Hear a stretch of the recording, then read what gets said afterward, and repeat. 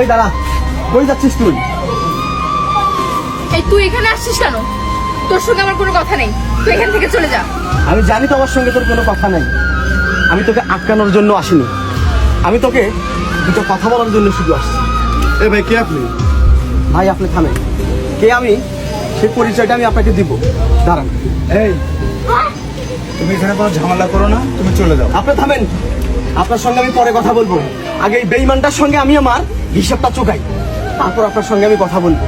এই তোকে বলছি না তোর সঙ্গে আমার কোনো কথা নাই, তুই এখান থেকে চলে যা বলছি। হ্যাঁ হ্যাঁ, আমি জানি তো আমার সঙ্গে তোর কোনো কথা নাই। আমি তোর সঙ্গে কথা বলতে আসি নাই, তোকে আটকাতে আসি নাই। কেন আটকাবো? কি অধিকার তোকে আমি আটকাবো? তুই তো অন্যের বউ, তুই তো অন্যের ঘর নেই। আমি তোকে আটকাতে আসিনি, শুধু দুটো কথা বলার জন্য তোকে আসছি। সারা জীবনের মতো তোর কাছ থেকে আমি চলে যাবো, আর কখনো তোর 30 সীমানা আমি আসবো না। এই তোর কথা আমি কি শুনবো? তোর মতো গরিব ছোট লোকের কথা শুনে আমার কোনো ইচ্ছা নাই, তুই এখান থেকে চলে যা। আমার বিয়ে হয়ে গেছে, তারপর তুই এখানে কেন আসছিস?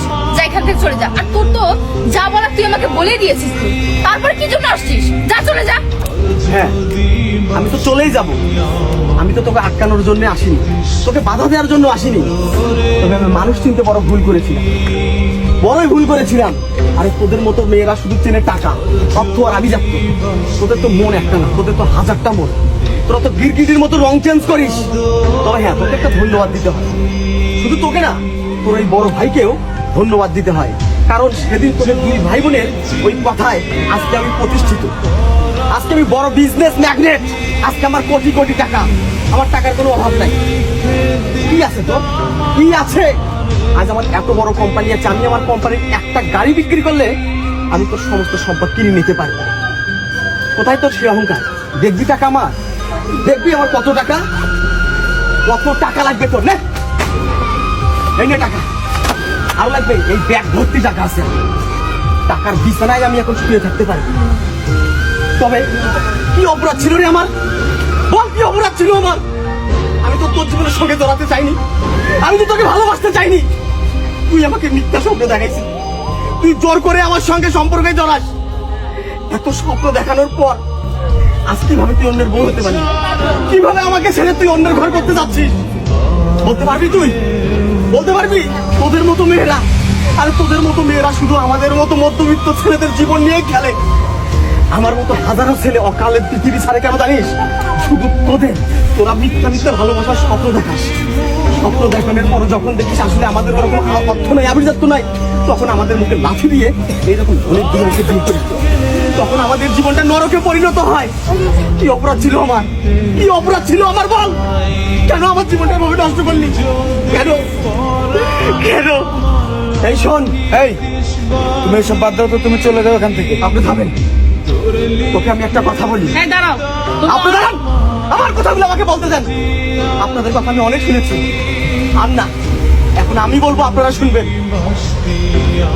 তোকে সাক্ষী রেখে আজকে আমি বলছি, আমার মতো যারা মধ্যবিত্ত ঘরের সন্তান আছে সারা বাংলা ছেলেদেরকে আমি জানাই, এ ভাই তোমরা শোনো, এদের মতো কান্নাগিনির পিছে না ছুটে নিজের মেধার উপর ফোকাস দাও, নিজের কর্মের উপর ফোকাস দাও। অর্থ কামাই করো, উপার্জন করো। তোমার হাতে যদি টাকা থাকে, পয়সা থাকে, এরকম হাজারো কান্নাগিনি তোমার পিছনে ছুটবে। যদি তোমার টাকা না থাকে, পয়সা না থাকে, এদের মতো কান্নাগিনীরা তোমার কলিজায় সবল দিয়ে অন্যের ঘরের বউ হবে। তোমরা হবে ধ্বংস, তোমরা হবে নেশাগ্রস্ত। দুঃখ কষ্ট সহ্য করতে না পারে পৃথিবী ছেড়ে ওপারে চলে যাবে।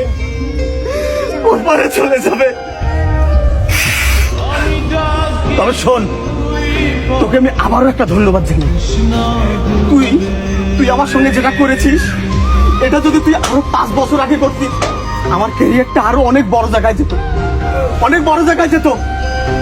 তোকে আমি আর আটকাবো না।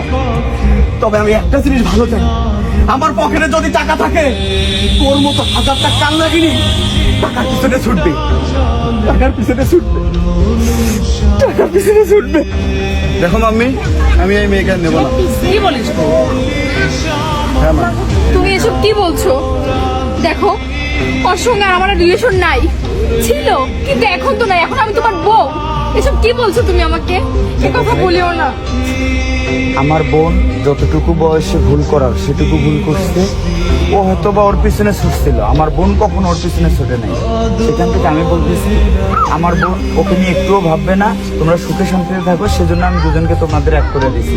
তোমরা এটা নিয়ে কোনো জ্ঞানজাম না বাড়ায় তুমি ওকে মেনে নিয়ে চলে যাও ভাই। হ্যাঁ বাবা, সেটাই ভালো। মা তুমি যখন বলছো ঠিক আছে।